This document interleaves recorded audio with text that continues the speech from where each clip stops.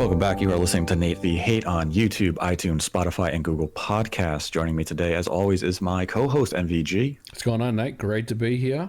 And been a really interesting day with Sony.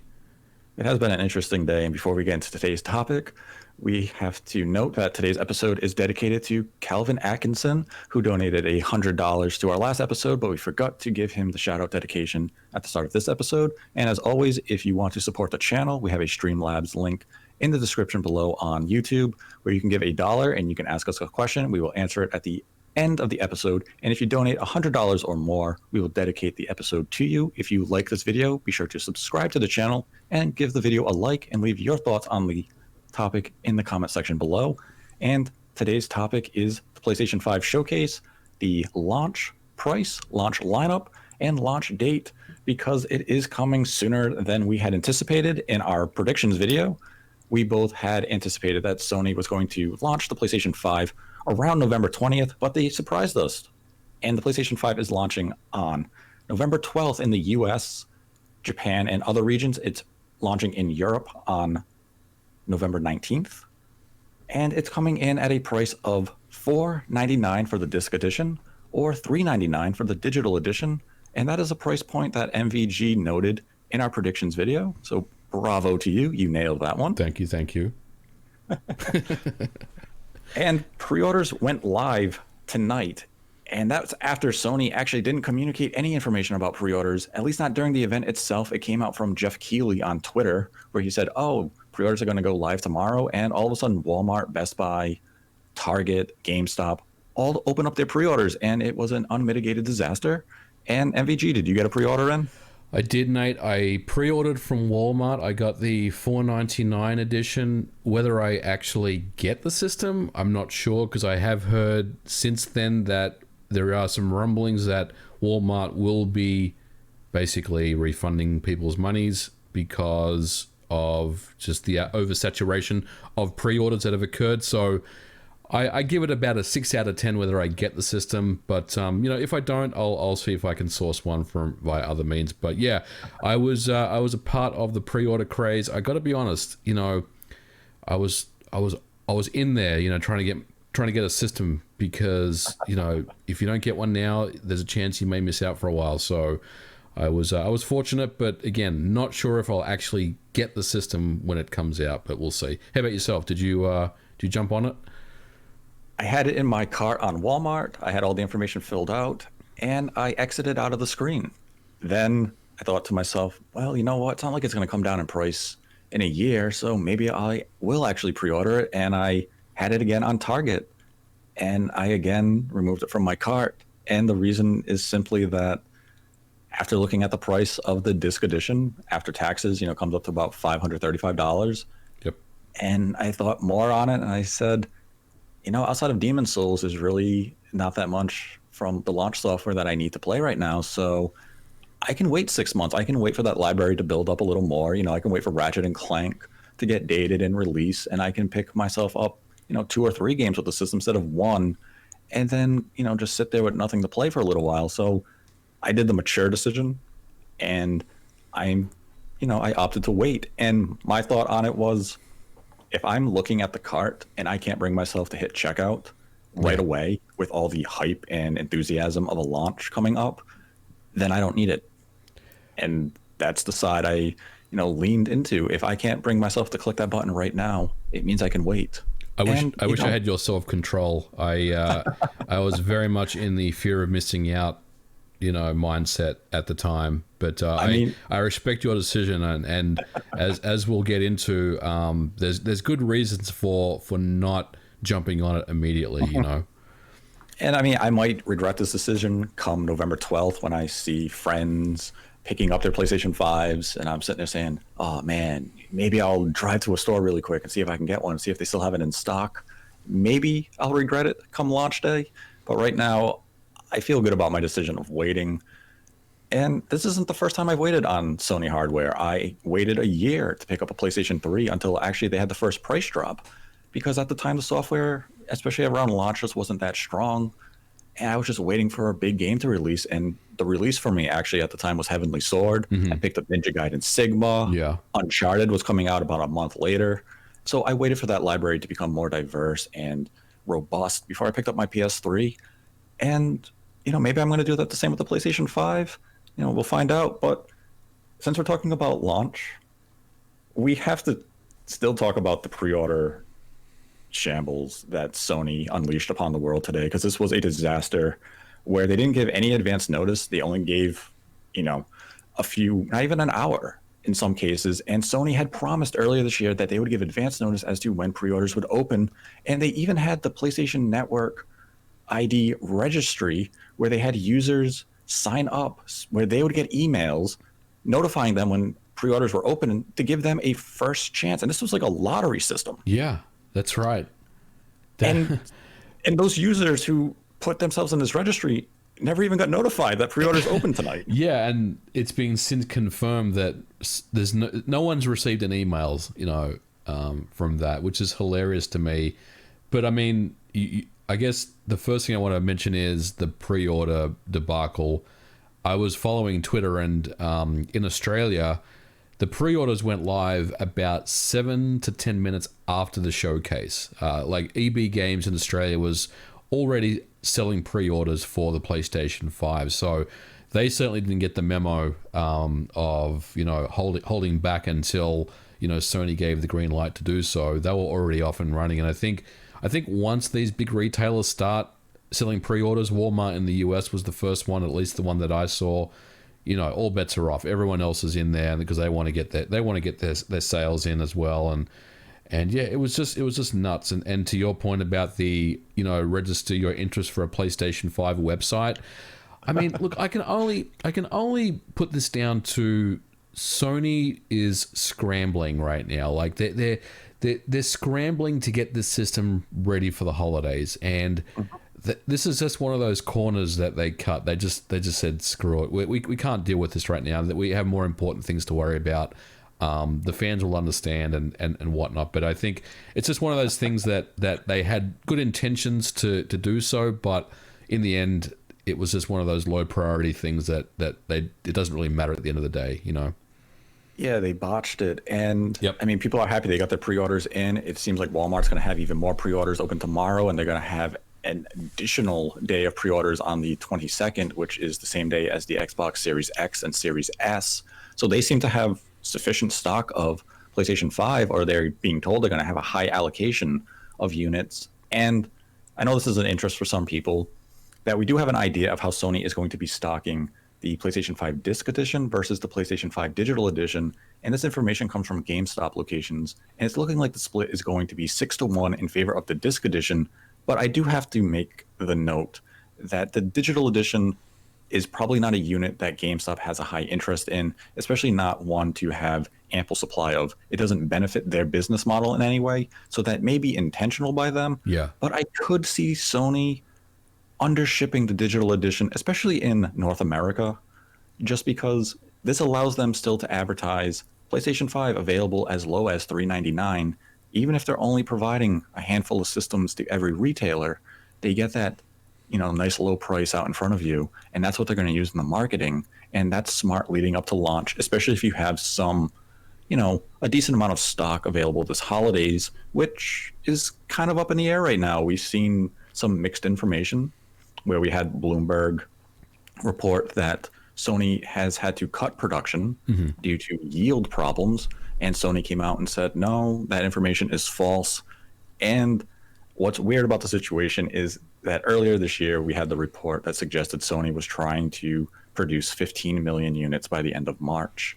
And then with this new reduction information, it was going back to the original 10 to 11 million units that Sony had basically confirmed earlier in the year. So for them to say it's false could just mean, well, we never confirmed a higher production. So you saying it's coming down isn't accurate because we never officially changed our stance on this. And 11 million units by March would be more supply than the PlayStation 4 had in a similar time frame. So it may not be too difficult to get a PlayStation 5 depending on the region you're in. I suspect North America is Sony's key focus. We will be getting probably 60% of the global stock. And, Japan's probably lower priority. Europe is likely maybe secondary priority, though they are getting the unit a week later than North America and Japan and some of the other regions. Right. But it'll be interesting how launch plays out, and if they do have a restock before before Christmas and the other holidays. And I do suspect they will, because that is a lot of units. But this isn't a good beginning, because everyone has that anxiety. They want to get the pre-order in. You didn't know when it was going to happen, and unless you were camping out in front of a GameStop tonight, you're luckily not getting a GameStop pre-order. Or yes, you can go to GameStop.com and you can pre-order one of their $800 bundles. Yeah, I love how they do that when they do that. That's hilarious. It's online only. You get looks like a PlayStation Plus membership, a extra controller, a charging station, and Destruction All-Star, all for like $829. Wow, So what a deal. Hey, I have a question. So do you think maybe Sony is holding back the digital a little bit for the holiday season? Because I mean, having a $399 system in the big advertisements around the Black Friday timeframe, just in time for Christmas, is, that's obviously very appealing. Do you think maybe they're just holding back some of the sales of the pre-orders for the digitals, or do you think there's, the ratio is just the way it is right now? That's an interesting point, because if you could have the $399 on shelves around Black Friday and in the heart of the holiday shopping season, even if the people were looking for the higher price model, they might say, hey, it's $399, it's a PlayStation 5. I'll take it. Yeah. And Sony, that would actually favor Sony's interest, because I believe it's that if Sony will earn a substantially higher margin on any digital sales, somewhere in the range, like they'll get 50% more when you buy a third-party game digitally versus physically, and they'll get 30% more on first-party sales digitally than physically, because you're removing the middleman, in that case being the retailer. You also don't have to worry about shipping and all these other factors. So that's an interesting point. From a business perspective, it makes a lot of sense of limit the initial supply, flood it for the holidays, and make that the go-to model that people will buy, because then all of a sudden you're buying those games digitally. And as Sony confirmed today, first-party published software for the PlayStation 5, as I believe it might just be PS5 exclusives, are going to be priced at $69.99. That's a $10 increase of what we have seen on the PlayStation 4, and it's also following the trend that we saw some third-party publishers announce earlier this year, that they are increasing prices of software. I think it was Take-Two. Was it Take-Two with NBA 2K21, I think? Yes, that's right. And, that met a lot of backlash, because people say, well, if you're going to charge us $70 a game, that means microtransactions are going to be removed, right? No, microtransactions are here to stay. It's far too profitable. Yeah. And I understand the argument of, well, if you're increasing the price, then you should get rid of these.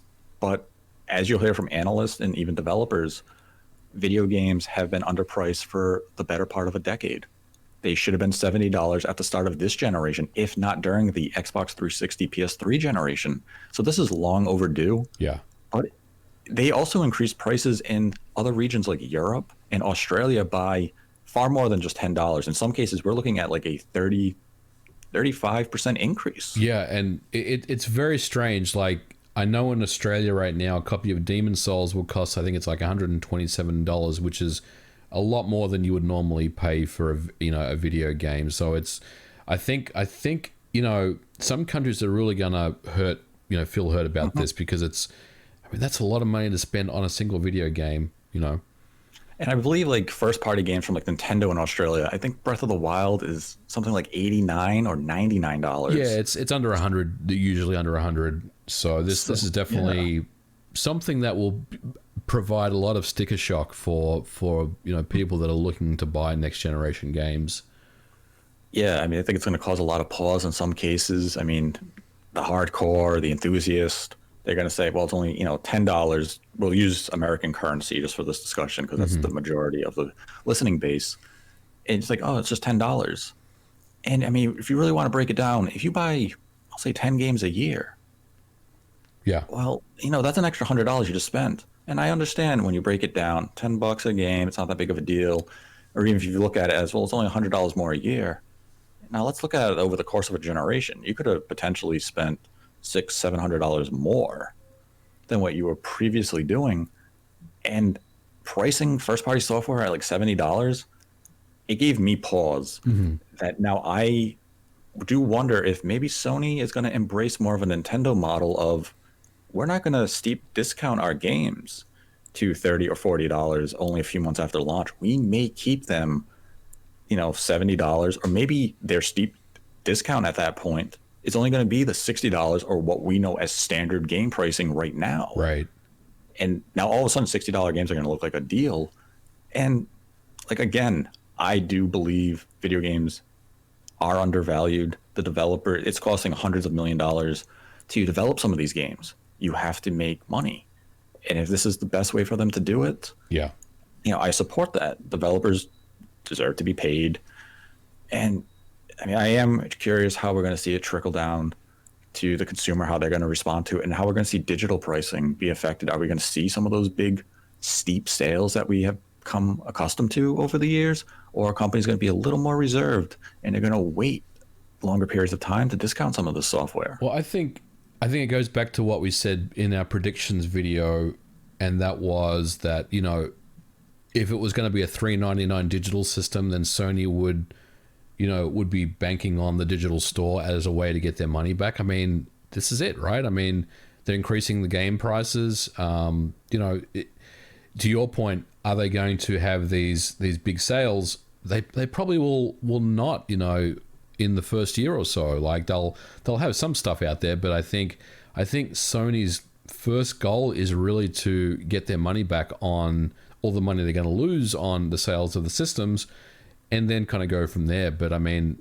for me, the $3.99 price point, the increase in game prices, which I like you, I have no issue with. I think it's fine. I think it's overdue, but I think all that, accounts for Sony getting their money back on the sale of the PS5 digital system. Because I mean, they're probably taking, I don't know how much money they're losing on it, like $150 maybe. I mean, we don't really know the numbers, but right. $3.99 is an absolute great price for a PlayStation 5 system. And they're losing money on that system. So yeah, the digital thing is definitely, what they're doing. And price increases, yeah, I think they may go that with that Nintendo model. I mean, I think there's definitely some good info there to think about. Yeah, that's a good point, that the $3.99 model or the PlayStation 5 Digital Edition is actually a steal at the price that they are offering it at, because all they removed is the disc drive, and a disc drive is really only about a $10 to $15 difference when it comes to build of materials.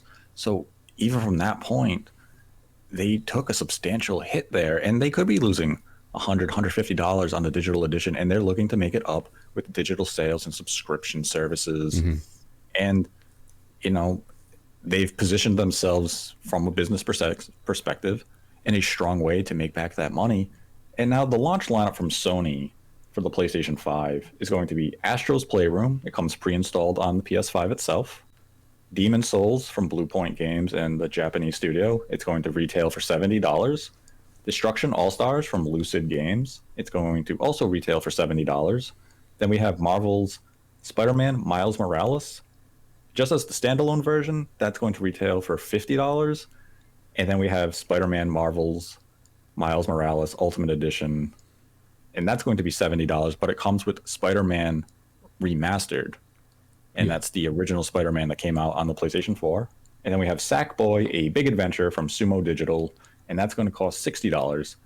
Now, what do you think of this launch lineup overall before we get into the cross-gen aspect of it? Well, it's what we expected, right? I mean, again, look, if people haven't listened to our predictions video, have a quick listen to it. I mean, I want to say that our predictions video kind of aged like fine wine, because we pretty much nailed it, man. Like we did say that that Demon Souls would be a launch title. Miles Morales was most likely going to be a launch title. We talked about Sackboy as one of the games as well. So yeah, I mean, no real surprises here. I think, for me, the biggest takeaway was, and I don't know when they recorded this PS5 showcase. It feels like they've had it in the can for like 4 weeks or something. They've just been sitting on it, because they didn't really commit to anything during the presentation. Like when they showed the Miles Morales trailer, it said holiday 2020, and we've heard some rumors that, you know, it wasn't going to make launch. It was maybe something that was coming in December or even beyond that. But when I saw what they were showing, you know, they showed that Christmas theme, and I thought, well, maybe it is coming out at launch. And then it said holiday 2020, and I was like, well, maybe it's not. You know, maybe it's, I don't know when it's coming out, right? So it really confused me, and all the other trailers were the same. There was really no commitment in the trailers, and then it wasn't until after the fact that we got Twitter drops and additional information from Sony about, you know, what was going on, and it was a very confusing situation, and it was a little concerning to me that, you know, this was happening, because I just felt like, why would you not, you know, commit to these dates at the presentation? And I can only assume again that this presentation was already filmed and in the can for a while. I mean, I can't think of any other reason for it. Yeah, and the Miles Morales situation was definitely one that kind of it led me to pause for a moment, because it whole, you know, they showed a gameplay, showed a trailer, and then it came up holiday 2020. And I was like, okay, to me, as you know, similar to you, to me that meant this must be coming out in December, because otherwise you could have said the launch day, and then when you confirmed the launch day of the hardware at the end of the show, we would have said, okay, it's coming out on November 12th. Yep. And then they continued this pattern where Demon Souls comes up, no mention of a release date. You had Devil May Cry 5 Special Edition, no mention of a release date.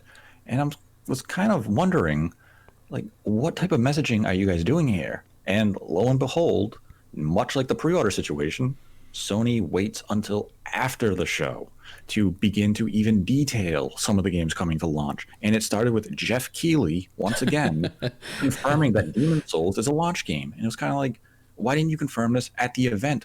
Isn't that the purpose of the event? To relay information. I shouldn't have to look for it on social media or websites after a presentation is shown. It's like watching a baseball game and only finding out the final score in tomorrow's newspaper. Why did I watch? Yeah.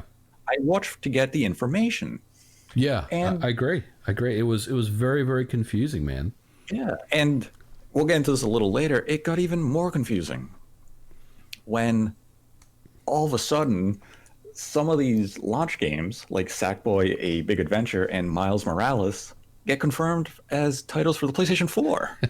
And that's a topic we'll dive into a little later, but do you think the PlayStation 4 versions of these have lessened the impact of them being PlayStation 5 launch games for you? Yes, I think they have. I mean, I know what we're gonna, this is a separate topic, but real quick, I mean, Sony has told us, right? Jim Ryan himself told us that, you know, there would be no cross-gen games, right? Like Ghost of Tsushima was it, right? So now all of a sudden they're kind of backtracking on that message, and I knew something was going on when they showed the Final Fantasy trailer and it said exclusive to PlayStation consoles. I was like, well, what does that mean? Does that mean PS4 and PS5? And lo and behold, I mean, you know, pretty much most of their launch lineup is going to also run on the PS4. So yeah, a lot of confusion. And if it wasn't for the fact that you and I both are regular Twitter users, then we wouldn't have been none the wiser. We would have just kind of walked away thinking, oh, okay, well, they're all PS5 games. And look, maybe that's what Sony want. Maybe that's what they were going for. Maybe they wanted just the general public, the majority of people out there, just to assume that these were PlayStation 5 titles and they weren't going to run on the PS4. But it was very, very confusing overall, and I didn't really care for it, to be honest with you. Yeah, we'll dive into that topic in a little bit. And right now we're going to touch on some of the new games that they announced during the show. And those include Devil May Cry 5 Special Edition from Capcom, Final Fantasy 16 from Square Enix. What did you think of Final Fantasy 16? I could see the vibes of Final Fantasy 14 coming through very strong. It wasn't enough shown in the trailer itself to really give me an idea of what to anticipate from the exploration or even the combat system. They only showed us little glimpses of it. Visually, I was not impressed with it. Looked very stiff, didn't it? Yeah, it looks stiff, and the voice acting was very flat. Now, obviously, this is definitely early in development. Just the fact that they showed it on the PC and not a PlayStation 5 pretty much indicates that. I'm not anticipating Final Fantasy 16 probably to come out until, I mean, let's see, this is Square Enix. It's a Final Fantasy game. We're in 2020, probably looking at 2027. Well, they said 2021, so right? I mean, do you think that was just a placeholder for now? Yeah. They never hit. I mean, how many times was Final Fantasy 7 Remake coming out? Never. I mean, I think if I think about any Final Fantasy game, even going back to the Final Fantasy 7 on the PlayStation, I mean, there's always been delays, right? It's just part of it's a part of the the whole psyche of that whole genre. Yeah, and I mean that's the thing. We still have some games from Square's involvement that people were anticipating that could still come out in 2020, and I'm referring to Bravely Default 2 for the Nintendo Switch, and I'm anticipating that is going to be delayed till 2021, and it makes sense. The demo had some problems to it. COVID happened, and probably by the time people are listening to this, I wouldn't really be surprised if we did find out it was delayed, or maybe we'll find out it's delayed next week when the Tokyo Game Show happens, but that's a different matter. We also had Five Nights at Freddy's Security Breach. It seems kind of an odd game for this presentation. Hogwarts Legacy. It's the Harry Potter game from Avalanche and Warner Brothers. And honestly, this game could not have been announced at a worse time when it comes to the Harry Potter universe, with J.K. Rowling just completely destroying herself and her reputation every day. Agree. So I get it. You're not going to pull it from your show. It's still a big game. And it is one of those situations where do you remove the creator from the art? And it's tough because J.K. Rowling is going to profit from this product. And, I'm not going to get political and everything, but I mean, this is kind of just a human rights issue.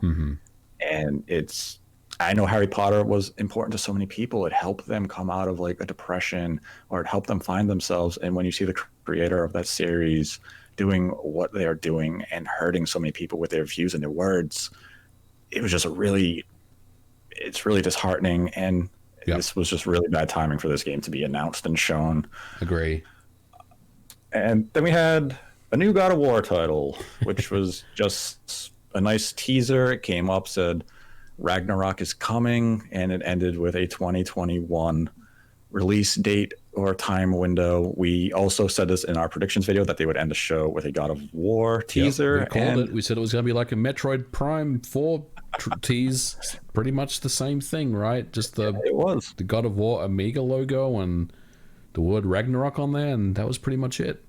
And a nice little voiceover, and that was it. And it got the people hyped, and they ran out and they pre-ordered, and then they sat down 10 minutes after pre-order and said, wait a minute, what did I just do? What game am I getting in again? What am I playing? What am I playing on November the 12th again? Oh, PlayStation 4 games. That's right. That's right. And I'll get God of War later until they announce it for the PlayStation 4 next year. But yeah, there's nothing from these new announcements that particularly, I wouldn't say shocked me, because, we did predict in our previous video God of War and Final Fantasy 16. We were anticipating them. Five Nights at Freddy's, I know, is a very popular game amongst teens and children. It's not a game I've ever played, so it didn't do anything with me. There was also one game that you forget, and that was Deathloop. Deathloop. Yeah. A lot of people forgot that game. For good reason. Devil May Cry 5 Special Edition. I like what they're doing with this game. Yeah, I was. It was a good announcement. It was not something that I had anticipated, and I mean, this is something that I would probably jump on again, because I really liked Devil May Cry 5. And it has 3 optional modes now. You have 4K 30 frames a second, or you can do 1080p 60 frames a second. Both of those come with ray tracing. Or you can choose high frame mode and play the game at 120 frames per second, but you don't get ray tracing. Yep.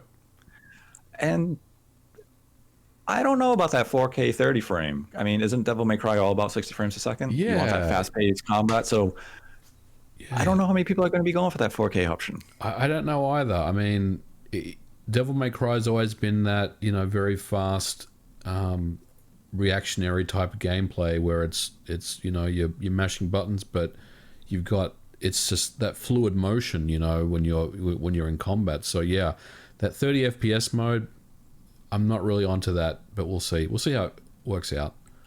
And we also have the trailer of Resident Evil 8. No release date or even a general time window, but it looks fantastic. Yeah, it looked better than the original Village trailer, which I gotta be honest, didn't really grab me. This one did. I'm becoming a believer in the Village game. And then Sony came out with a announcement that kind of feeds into their backwards compatibility that they still have failed to detail in full, outside of Jim Ryan saying 99% of PlayStation 4 games will work on PS5. Great, but we need some specifics.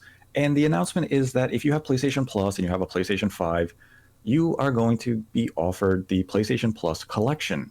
And the PlayStation Plus collection is a carefully curated library of PlayStation 4 games that, in Sony's mind, define the generation. And these will include Batman Arkham Knight, Bloodborne, Fallout 4, God of War, Monster Hunter World, Persona 5, Uncharted 4, The Last of Us Remastered, and many more. And I don't fully understand what this collection is. I don't know if this is like games with gold, where they're just giving us some of now what would be referred to as last-gen games as part of PlayStation Plus, or is Sony paywalling backwards compatibility? I don't know, Nate. This one has me a little confused and a little concerned, because as someone who's a big Bloodborne fan, and look, I expect day one to put in my Bloodborne disc into my new PlayStation 5 and be able to play without any issues.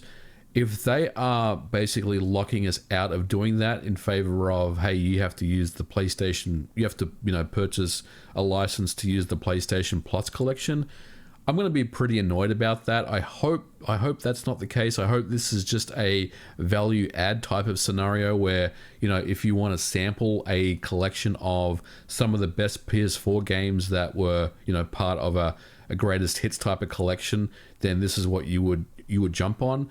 But I just can't help but shake the feeling that they are going to block out some backward compatibility and, you know, and push you to use the PlayStation Plus collection, because, hey, let's face it, you know, you're going to pay extra money to play these games even if you still own them.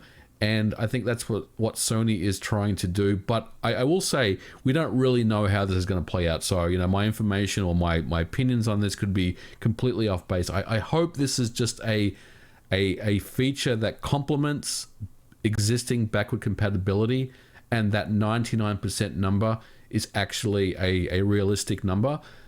And yeah, we'll see how this plays out. But I felt like this, you know, if they were trying to tell us something with this, it didn't really come across maybe the right way, because I still have so many more questions about this service than I guess I did when I first saw the actual, you know, advertisement for it.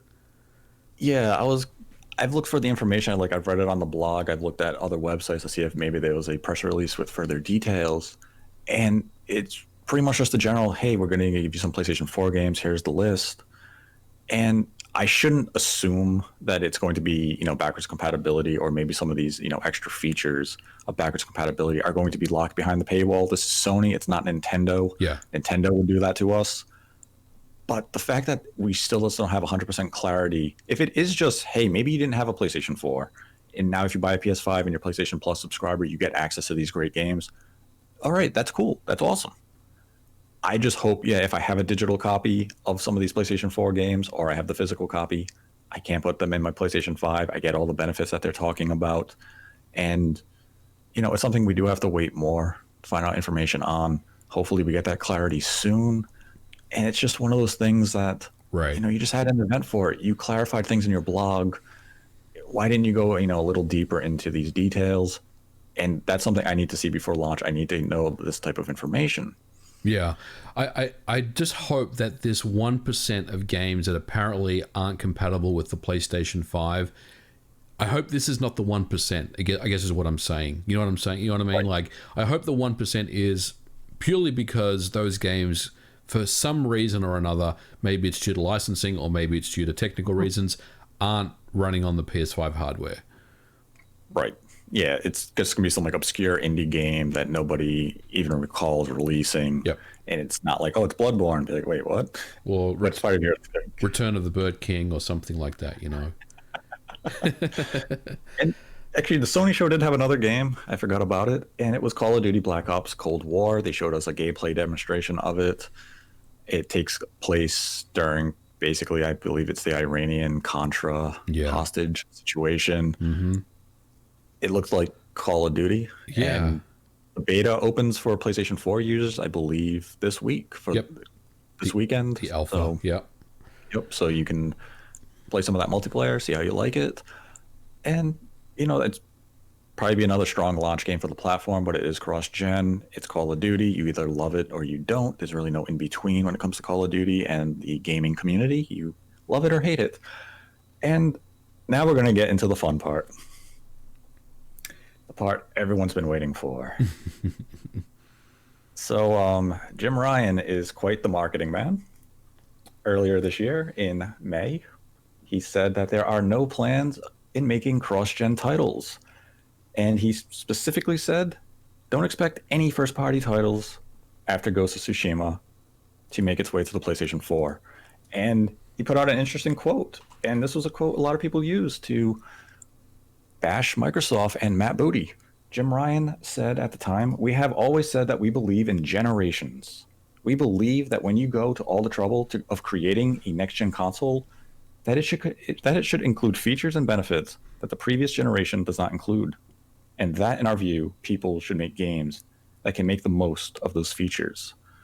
So he quite plainly said, we believe in generations. The PlayStation 4 generation is its own thing. PlayStation 5 is the start of a new generation. We're going to focus on PlayStation 5. And then today, the big news. Spider-Man Miles Morales, Sackboy: A Big Adventure, and the biggest shocker of them all, Guerrilla Games' Horizon Forbidden West will be releasing on the PlayStation 4.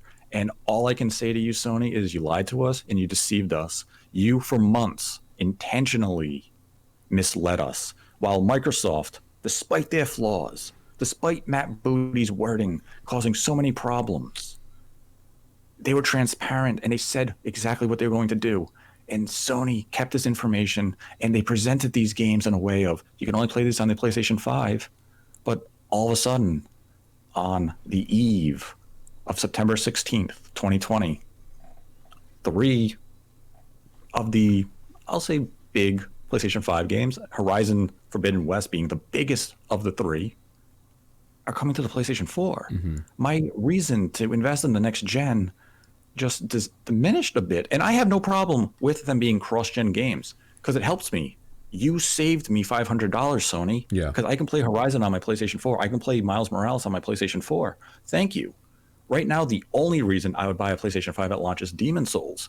And maybe by the time this airs, somehow we'll find out it's coming to PlayStation 4 as well. Yeah, I agree with you. I'm trying to come up with a logical explanation as to why this has happened. And yeah, I mean, this was just a flat out lie by Jim Ryan. I mean, I can't really think of anything else to try to defend, you know, what they've done here. And yeah, I agree with you. And I want to be clear that I have no issues with cross-gen games. In fact, I love the fact that they're doing that for these games, but I just am so confused at the messaging here, you know. And I knew, like I said earlier on, like, I knew something was up when you know they would flash that card that said PlayStation exclusive or, you know, coming to PlayStation consoles. It's like, well, you're not specifically saying PS5, so what are you saying here, Sony? And again, they don't tell you during the presentation. They only tell you after the fact when they're kind of pressed on it by the media. So it's very, very shady stuff. It doesn't look good. Perception is reality, and honestly, Sony, you kind of screwed this one up because this is pretty big. I mean, there are a lot of people that are pretty outraged and frustrated right now about this, and, you know, rightfully so. I mean, you know, it's gone from I must pre-order a PS5 because these games will only be available on the PS5 to, well, the only game that will be available on the PS5 is Demon Souls, right? And well, Astro's Playroom that comes with the system, but it's just kind of shady tactics here, and I don't really know, how to justify what they've done here. And I don't know if they've come out and tried to clarify their previous statements yet on social media or in the press or anything, but it just doesn't look good. I mean, it looks bad, and like I said, perception is reality. And look, this is not a good look for Sony. Yeah, it was marketing deception. Yep. Pure and simple. And like as we said, I'm glad these games are coming to PlayStation 4. You saved me a lot of money, Sony. But it came out several months ago to say we're not doing cross-gen to look better in the war against Microsoft, because Microsoft was being dragged through the mud for that statement. Matt Booty was being made to look a fool when he said, we're still going to commit to the Xbox One series of product for the next, 12 months or more. And then you announce games coming out in 2021 are still coming to the PlayStation 4. And Jim Ryan even made another comment tonight saying, we're going to stay committed to the PlayStation 4 community for the next 3 to 4 years.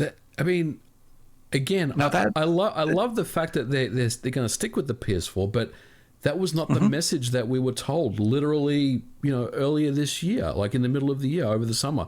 It just doesn't make sense that they're kind of, going back on that. Yeah, and I would have loved the transparency months ago. I would have accepted it and said, that's fine. Both companies are going cross-gen. This could just be budget reasons. I'm sure Horizon Forbidden West is a high-budget game, and you're not going to make all your money back when there's only going to be a limited amount of systems out in those first few months. So, the decision makes sense. Miles Morales, in the back of my mind, I always expected it to come to the PlayStation 4. It made too much sense not to. The game was in development alongside the PlayStation 4's original Spider-Man.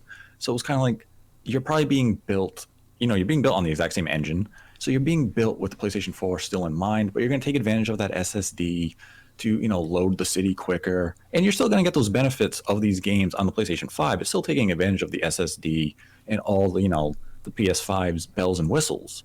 But it was just, you guys could have been a little more transparent with this and let fans know. It shouldn't have been a mention in your PlayStation blog after your PlayStation 5 event tonight, on September 16th of, oh yeah, those handful of big PS5 games? Yeah, they kind of come out on the PlayStation 4 too. And had Microsoft done this with Halo Infinite, if they just said Halo Infinite is coming to Xbox Series X and Series S, and then in September they announced, oh yeah, it's coming to the Xbox One as well, people would have been, what, why did you do that, Microsoft? Yeah. And look how many narratives were spun that the Xbox One held back Halo Infinite. Yep. That was the cause of the problems. Well, if Horizon Forbidden West isn't perfection, is it because of the PlayStation 4? Yeah, the same arguments apply again, and it's Right. it's really, really frustrating that this is happening. And you're right.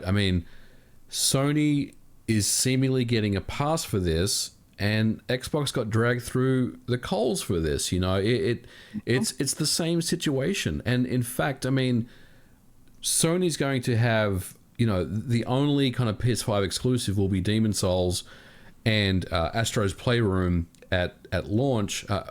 I'm not sure about Destruction All Stars. Is that a PS5 exclusive or is that a PS4 title as well? I think it's a PlayStation 5 exclusive as well. So, and Microsoft will have the Medium, and I think the new Tetris Effect games coming out at launch as well. And Yakuza. And Yakuza. How much different are these systems at launch? They're going to be pretty much the same. Microsoft got a raw deal for being told you don't have any games, you don't have any exclusives, but Sony is pretty much in the same situation. I just feel like they're getting a pass for this. I talked about this the other day, that no one is really thinking about it because, like I said, Nate, they showed that God of War trailer, the hype was there, and then as soon as the show's over, the pre-orders open up, everyone is whipped into a frenzy. I got to get a pre-order, and once the dust settles, you're going to be thinking to yourself, well, what did I pre-order this system for? What am I going to be playing? If you're not a Demon Souls fan, what are you going to be playing at launch? And that's where it gets a little tricky. You're going to be playing, Miles Morales, great, but you could just fire up your PS4 and play that as well. And I think that's really where it gets really interesting for me, because I think Sony just I don't know, man. Like it just they dodged a bullet here. Like they should be being dragged right now for this, and they're not. And I think it's a little unfair that Microsoft, did get dragged over the mud for it. Microsoft took the bullets, man. Yeah, they took the brunt of all that frustration of how dare you make these cross-gen games? How dare you not give us exclusive next-gen releases from your first-party studios? Their transparency was their downfall, and that sucks, because I've always been a big believer in if just say what you want to say. Be honest with the people, and especially the consumers. Yeah. You want the goodwill of the consumer base, because they're the reason you're a successful company. And if you start to lie or deceive them, I mean, it's a minor lie in the grand scheme of things, especially from what a company can do. It was a shady tactic where it really looked like they saw Microsoft had a moment of weakness, and they wanted to pounce on it and say, look how much better we are. Yeah. And then when it came to the last minute, it's, yeah, but we're doing the same thing. But remember, they did it first. Yeah. Be mad at them. Forgive us, because we have Demon Souls and God of War is coming out in a year or more. And it's like, yeah, you're right. You do have God of War. And Demon Souls is exclusive. Awesome. Ratchet and Clank, as of this moment, is still exclusive to PlayStation 5, and I imagine it will remain that way. The game appears to be very reliant on the SSD. Yeah, you would think so. I mean, if that's a PS4 game, which I don't think it is. I mean, let's be honest. I think it's PS5 exclusive. That would be something else if they came out and said that. But I still have to pause now kind of on any of the PlayStation 5 games from Sony partners that were shown back in June. Yeah. Could Gran Turismo 7 be a PlayStation 4 game? It could very easily be a PlayStation 4 game. Now all of these I'm going to begin to question, and now I have to wait of when do they want to be transparent with us and announce that it is a cross-gen release. Microsoft was very open about it. They said, hey guys, for that year, our first-party published games are going to be cross-gen. And I mean, Halo Infinite ended up being delayed for who knows how long. It's still going to come to the Xbox One if it does, whenever the game does come out, maybe a year from now, maybe a little more.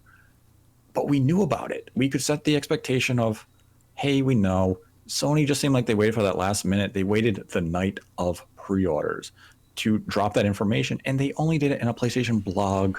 And I get it, it's business, it's marketing. I'm not going to tell you that you can play this on another system. I want you to buy my new system. I don't want you to buy it on the PlayStation 4. I want you to invest $500 or, $400 in a $70 copy. I want to make money off you. I want to make the most money I can off you. And that's what happened here. It was deception. It was shady. Don't do this again, Sony. No company do this. Yeah. Be forthcoming, be transparent. Yeah, Microsoft, it didn't work for you, unfortunately, but you can't condemn one company for doing it and then let the other one get a pass. You have to be equal here. Yeah, if you were mad about that, if you were mad about Halo, you better be mad about Horizon Forbidden West. Yep. Is Horizon Forbidden West being held back by the PS4 now? I mean, I guess it could be, right? Yeah. That's what everyone has been saying for several months when it came to Microsoft. Was it being developed on a PS4 dev kit all this time? We don't know, right? I mean, now that all these questions are being asked about, these games, and I think that's really kind of the fallout that we're going to see with this stuff. Sony, if you just let us know when you announced these games way back over the summer, I think things would have been fine. When the last generation, when there were cross-gen games, I mean, I don't really remember this happening before. It was very clear, what was cross-gen, and if you're going to buy the Xbox One version or the PS4 version of a game that ran on the 360 or the PS3, you knew what you were getting. You were getting, kind of the enhanced version, and they were very open and honest about it. But this time around, for some reason, it just seems like they just held their cards close to their chest and decided to let it slip after the event. It's not cool. Not cool at all. And, I mean, when I look back at the event now, it feels like it was a group picture, and the person taking the picture, us, I guess the audience, the viewing audience, we had a camera up and we put beauty mode on, and we saw it in all that beautiful glory, nice, perfect skin, and beautiful hair. And then the event ended, and we took the phone away from our face, and we saw those deep wrinkles and the blemishes of what was actually happening. And it was like, whoa, that's not the initial perception. It was beautiful, and the event was good. Yeah. Like, the event was good. The event had me to the point where I was saying, I'm probably going to pre-order a PlayStation 5 if they become available tonight.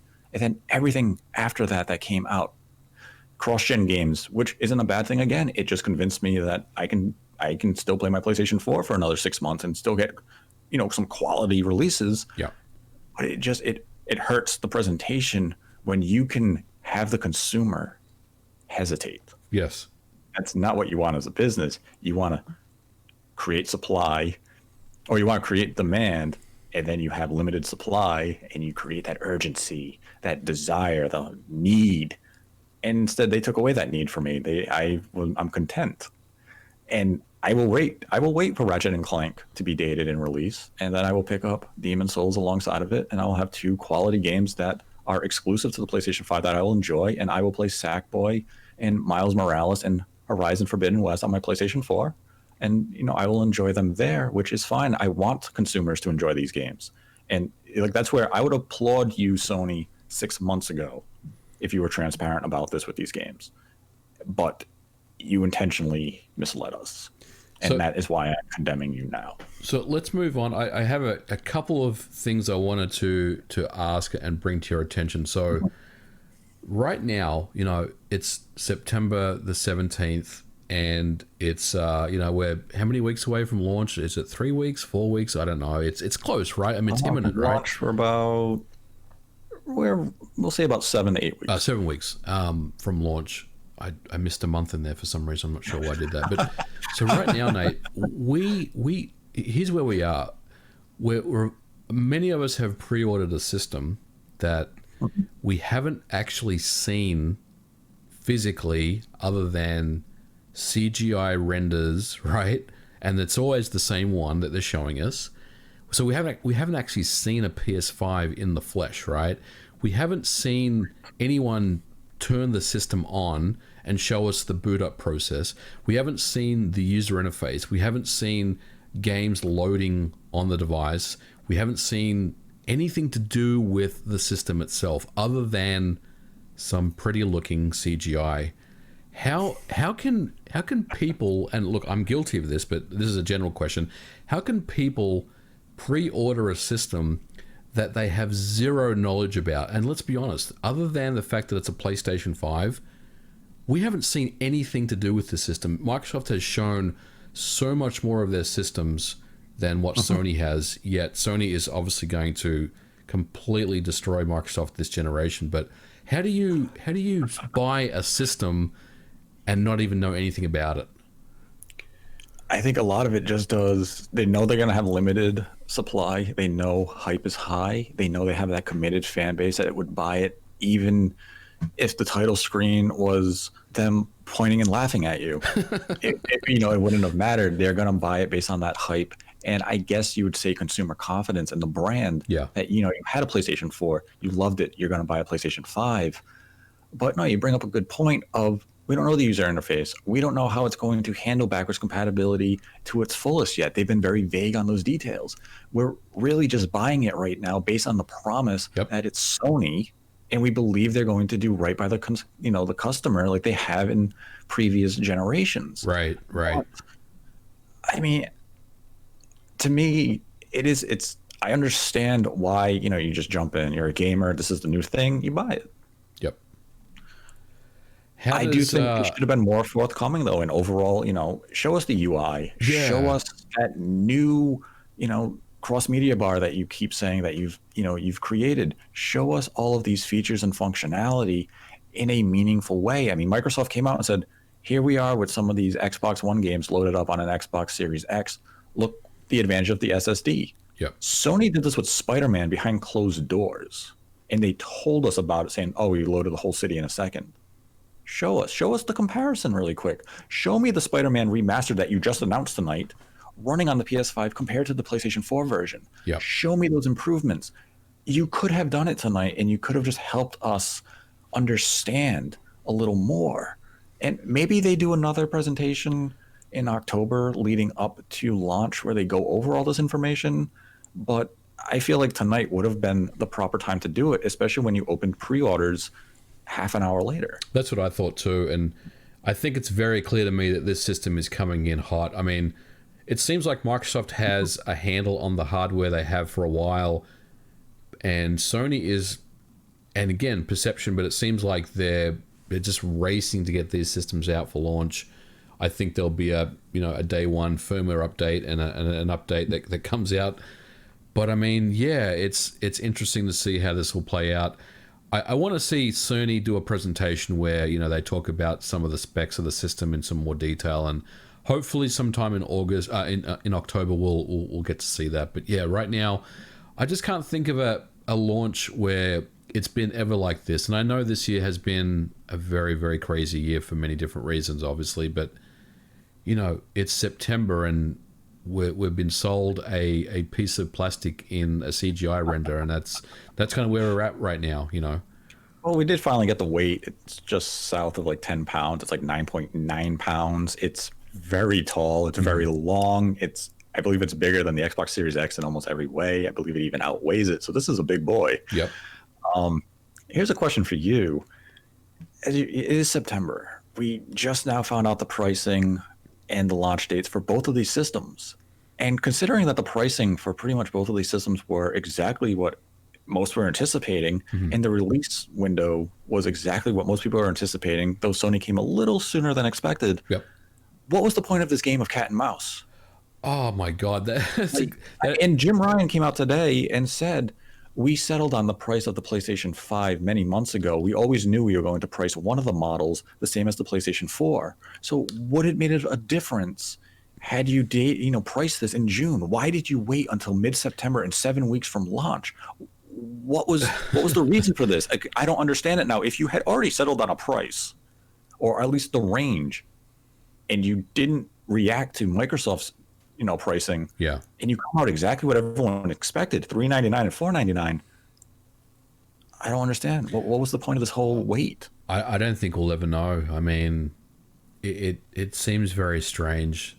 It has to be Microsoft, right? I mean, it has to be the competition. But look, it's very hard to take Jim Ryan at his word right now with some of the things he's said, because he has said some things in the last 24 hours that have just been completely wrong. So I'm not saying he's lying again, but it just, man, it's hard to really know why we've waited so long.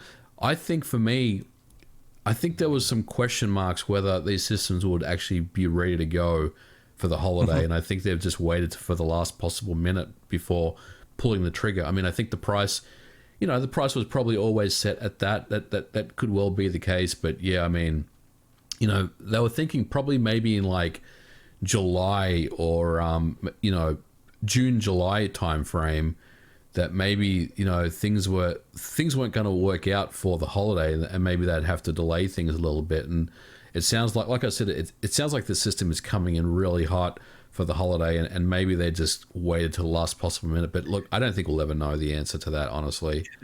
It just seems like they prolonged the wait to get this information out there for apparently no real reason, because they both did what everyone was really anticipating, and it was kind of like, you didn't really have to do it this way. You guys could have been a little more forthcoming a couple months ago. I mean, if the reasoning was, we really don't know about production yield, we're not sure if we're going to have the supplies due to COVID impacts, we don't know how many units we're going to have ready for the holidays, we have to wait and see once we get production lines moving and we can see where we're at, come August, that okay, we can produce 500,000 a month or 1 million a month.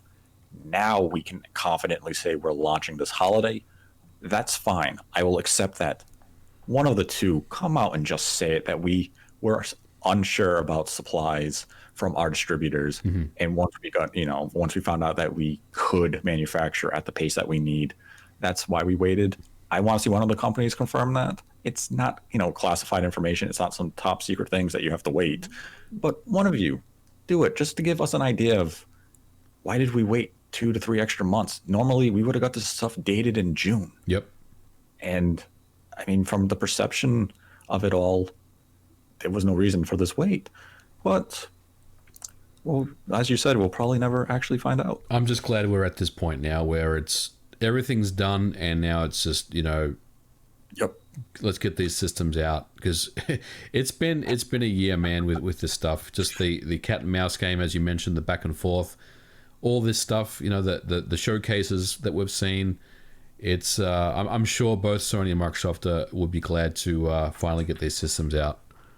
Yeah, they can finally move on, and now they can focus on getting the games out, getting their launch out, doing the best they can, and focusing on the future, because that's where we all want to be in the future. We want to get out of the current situation and hope for better days. And now we'll move into some Streamlab questions, because we do have a few. We had a $5 donation from The Real Carrie, who said, "I'm a man of my word. The 3D All-Stars collection was real, so here's your donation. I'm ready for all the Zelda collection rumors in 2021. Is it possible, though, since Ocarina of Time and Majora's Mask are already on 3DS? Maybe Twilight Princess and Skyward Sword instead. Thanks for the great podcast. Much love from the UK." I think anything is on the table right now. They could go a number of different ways. This collection could be larger than the Mario 3D All-Stars collection. It could be, it could be spanning multiple cartridges with volumes, for example. It's very interesting and exciting to think about the possibilities that we'll get with the Zelda collections. Yeah, my thought is that they would probably do a dual pack of Wind Waker and Twilight Princess from the Wii U, do some minor enhancements to them, package that for $60, and then Skyward Sword would likely need a little more work, especially with the motion control. And we just saw with the 3D All-Stars collection that Galaxy 2 likely hasn't been included due to the Yoshi controls that would have required a lot more work to get that to function correctly. So Skyward Sword would probably be a standalone release in my mind. But, I mean, that's a lot of Zelda in a single year if we're looking at a dual pack, Skyward Sword HD plus Breath of the Wild 2. I mean, we're getting Age of Calamity to end the current year. So, I am interested to see how Nintendo approaches it. I wouldn't mind seeing the Ocarina of Time and Majora's Mask from the 3DS, those versions, getting a nice HD coat of paint, because those are really, really good remasters, and it'd be a shame to keep them on the 3DS. But yeah, there's really a lot of avenues Nintendo could explore for Zelda next year when it comes to a collection. Yeah, absolutely agree. Then we had a $5 donation from Brian, who writes, "Do you think we might see a Zelda collection consisting of Ocarina, Wind Waker, and Skyward Sword with Twilight Princess HD as a separate release, and Majora's Mask will be the Galaxy 2 of the Zelda collection?" Well, we kind of touched on that question in the previous answer, but yeah, I mean, it's definitely possible. Nintendo can do a lot of things of how they want to approach it. I just don't know how much Zelda they want to give us in 2021. It is the anniversary, but look at what they gave us with Mario this year. Yep. Are they going to go a little, I don't want to use the term lazy, but are they going to go a little lower effort with Zelda, or are they going to do a high effort? Because Breath of the Wild 2 should be their headline Zelda release for next year, and you don't want to get Zelda out, even though the older Zelda games are completely different game design compared to Breath of the Wild 2. You still don't want to give people like 8 Zelda games, and then Breath of the Wild 2 comes out, and you're kind of like, I don't want to play Zelda again. Yeah. So I'm curious to see how Nintendo approaches it for sure. Yeah, absolutely. I mean, we know that they have a Nintendo 64 emulator, so they could put those two N64 games on a collection pretty easily, I would think. And yeah, like I said, the possibilities are interesting, and we'll see what they decide to give us. Then we had a $3 donation from Tarpley91, who writes, "Obviously, Xbox wanted Halo at launch, but it's looking like the delay might turn out all right. I'm thinking the Series X and S will sell their 5 to 7 million units at launch no matter what. Halo in 2021 now gets to serve as a second wave of launch. Thoughts?" I agree. I'm good with it. I think that Sony, you know, they've got their hands full. Microsoft with the Series X, you know, after they delayed Halo, I got the feeling that they kind of just breathed a sigh of relief a little bit that, hey, now we can really focus on getting a good launch and, you know, focusing on, you know, Game Pass and making sure that everything goes smooth as far as units and selling to retailers and everything like that. So yeah, I'm all about it, man. I think the delay of Halo will ultimately be a good thing for both 343 and Microsoft and the fans. I mean, I think it's, you know, it was very disappointing that it turned out that way. It was obviously a game that was far from completion, but I think it was the right move, and I think it will do very, very well when it comes out. Yeah, and especially with the information coming out today that Horizon Forbidden West is a cross-gen game with the PlayStation 4, I think that kind of, you know, dampens the PlayStation 5 a little bit, that one of their big releases for 2021 is now cross-gen, just, you know, from that perception value. And now with the Halo getting that delay and them working on it to make it the best game that they can and launching it in the second half of 2021, I mean, that's the expectation. Maybe they surprise us and it releases sooner, but you know, Halo could serve as that second wave launch, as they mentioned, because we've seen what Microsoft has for 2022 with like Fable and new IPs from Obsidian. It's really 2022 where Microsoft hits their stride. And with Sony having this cross-gen situation now, it's kind of looking like maybe Sony doesn't hit their stride until late 2021 and early 2022 themselves. Yeah. And now it makes Microsoft actually not look as weak as they did, you know, 12 hours ago, not even 12 hours ago, like 7 hours ago. Yep. So it's actually curious how things are playing out. And then we had a $10 donation from Skit Tittles, who writes, "Hello again, Nate and MVG. I've had this glaring suspicion for a while now and would love if you could help me rectify it. I'm just not convinced that Jeff Grubb and Brian Crescente aren't the same person. So can you have them both on at the same episode?" We'll see what we can do. I'm sure we'll get Grubb back on the show here pretty soon. Yeah, we can ask him. We'll ask him if he's actually Brian Crescente. And I mean, they both have beards and they both have lush, long flowing dark hair. So, and I think they're both in Colorado. So they could be the same person. We're going to have to find out this for you. We'll ask Jeff next time we have him on. And then we had a $3.80 donation. That's an interesting number, from David Cass JRPGs, who writes, "Every week, I'm always looking forward to your show. Please keep up the great work. You both are frigging great." Thank you. Thank you. We are frigging great. And that will conclude tonight's episode of Nate the Hate. I'd like to thank MVG for joining me as always. Thanks for having me on, Nate, and shame about that Silent Hill announcement. Hey now. I said it was either going to be Final Fantasy 16 or Silent Hill. It couldn't be both. We got one. You know, you win some, you lose some. One day the hill will arise. I hope so. We'll see. Maybe when we see the user interface. We'll see Yeah. Maybe they'll tease Silent Hill when we see the UI. That's right. And you can find MVG's channel in the description below. If you enjoyed the content, give the video a like and be sure to subscribe to the channel. Let us know your thoughts on PlayStation 5's showcase event in the comment section below. And until next time, continue to embrace the hate.